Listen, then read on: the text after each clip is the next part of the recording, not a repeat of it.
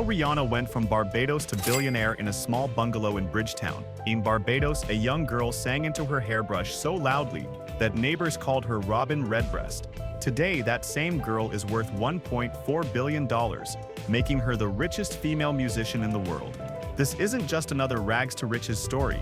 It's the blueprint for how a 16-year-old from a Caribbean island built a business empire that changed entire industries forever. If you want to discover how Rihanna transformed from pop star to business mogul, hit that subscribe button now. What you're about to learn will completely change how you think about celebrity entrepreneurship. The island beginning Robin Rihanna Fenty was born on February 20th, 1988, in St. Michael Parish, Barbados. Her childhood was far from glamorous. Her father Ronald struggled with alcoholism and crack cocaine addiction, often coming home drunk after spending half his paycheck on drugs. Her mother Monica, an accountant, worked hard to keep the family afloat while enduring her husband's addiction-fueled tempers that sometimes turned violent. At age 8, Rihanna suffered from excruciating headaches so severe that doctors feared she might have a brain tumor. Multiple CT scans revealed nothing, but the headaches persisted for years. Remarkably, they disappeared after her parents divorced in 2002. At school, Rihanna faced another battle. Students bullied her for her light complexion, a result of her father's Irish heritage. Despite being naturally shy, music became her escape. She would walk around the house singing Whitney Houston songs, particularly I Will Always Love You, which she credits as inspiring her passion for music. The discovery that changed everything at 15. Rihanna formed a musical trio with two classmates. They had no name, no original songs, and no formal training, just dreams bigger than their small island could contain. But fate was about to intervene in the most unexpected way. In 2003, American record producer Evan Rogers was vacationing in Barbados with his wife Jackie, who was originally from the island. Through a mutual friend, Rogers agreed to audition the three-girl group in his hotel suite. Rihanna arrived wearing pink capris and a pink shirt, nervous about her makeup since her mother had never allowed her to wear any before.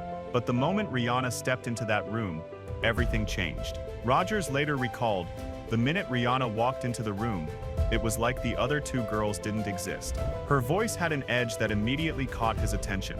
The trio performed a cover of Destiny's Child's Emotion, but Rogers only had eyes for one performer. Rogers arranged a second meeting with just Rihanna and her mother, then invited them to Connecticut to record demo tracks. Those demos included songs that would later become hits, including Pon de Replay. In 2005, Rihanna's demo reached Jay-Z, who had just become president and CEO of Def Jam Records. Although he initially thought Pon de Replay was too big for a new artist, something about her voice intrigued him enough to schedule an audition. The 16-year-old flew to New York City, where she performed for Jay-Z and music executive L.A. Reid.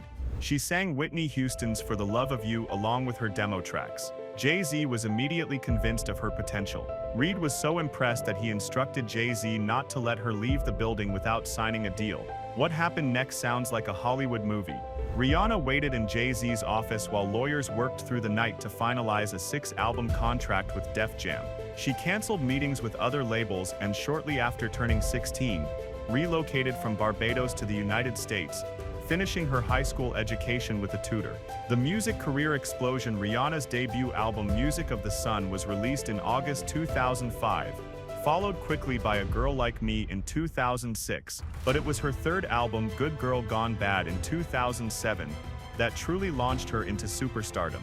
The lead single Umbrella, featuring Jay-Z, became a global phenomenon. The song stayed at #1 on the US Billboard Hot 100 for 7 consecutive weeks and earned Rihanna her first Grammy Award. Interestingly, the song was originally written for Britney Spears, who turned it down, and was then offered to Mary J. Blige, who also passed. Sometimes timing really is everything. Over her career, Rihanna has sold over 60 million albums and 215 million digital tracks worldwide. She holds 14 Billboard Hot 100 #1 singles, making her one of the best-selling artists of all time. But here's the twist. Her music career, despite its massive success, represents only a small fraction of her current wealth. The business transformation. While many celebrities launch vanity brands that quickly fade, Rihanna took a different approach. She saw gaps in industries that weren't serving diverse communities and decided to fill them herself. In 2014, When no one was paying attention, Rihanna quietly registered the trademark for Fenty Beauty. She then spent over 2 years perfecting formulations before launching anything. This wasn't a rush celebrity cash grab. It was a carefully planned business strategy. The Fenty Beauty revolution, September 8, 2017, marked a turning point not just for Rihanna, but for the entire beauty industry. Fenty Beauty launched with something revolutionary: 40 shades of foundation that included the extremes and everything in between. This wasn't just inclusive marketing, it was inclusivity as a core business strategy. The results were immediate and staggering. In the first month alone, Fenty Beauty generated $72 million in earned media value, ahead of established brands like Kylie Cosmetics and Urban Decay. Fenty Beauty-related content received 132 million views on YouTube in just 30 days. More importantly, the darker foundation shades flew off shelves. In the UK, Harvey Nichols reported selling one Fenty Beauty foundation every minute, and one lipstick every 3 minutes in September 2017. The brand became the department store's biggest beauty launch ever, surpassing even MAC Cosmetics. The secret to Fenty Beauty's success wasn't just Rihanna's celebrity status. She partnered with LVMH's Kendo Beauty division, giving her access to luxury conglomerate resources while maintaining creative control. LVMH paid $10 million upfront for the partnership and gave Rihanna a 50% ownership stake. The numbers that built a fortune by the end of 2018. Just 15 months after launch, Fenty Beauty had generated $570 million in revenue. LVMH CEO Bernard Arnault called it an incredible success, noting they had built a $500 million brand starting from zero. Today, Fenty Beauty is valued at $2.8 billion, with Rihanna's 50% stake worth $1.4 billion, the majority of her net worth. The brand generates over $100 million annually and continues growing, expanding into skincare with Fenty Skin and recently launching Fenty Hair. Beyond beauty, the Savage X Fenty empire. But Rihanna didn't stop with cosmetics. In 2018, she launched Savage X Fenty, a lingerie brand that applied the same inclusive philosophy to undergarments. The brand promotes body positivity and offers sizes from XS to 4X, challenging established players like Victoria's Secret. Savage X Fenty is now valued at over $1 billion, contributing approximately $270 million to Rihanna's net worth. The brand's fashion shows have become cultural events, featuring diverse models and performers in groundbreaking presentations that celebrate all body types. The LVMH partnership and fashion house. In 2019, Rihanna made history by partnering with LVMH to launch Fenty, a luxury fashion house. She became the first Black woman to head an LVMH brand and the first new brand the luxury conglomerate had launched from scratch since Christian Lacroix in 1987.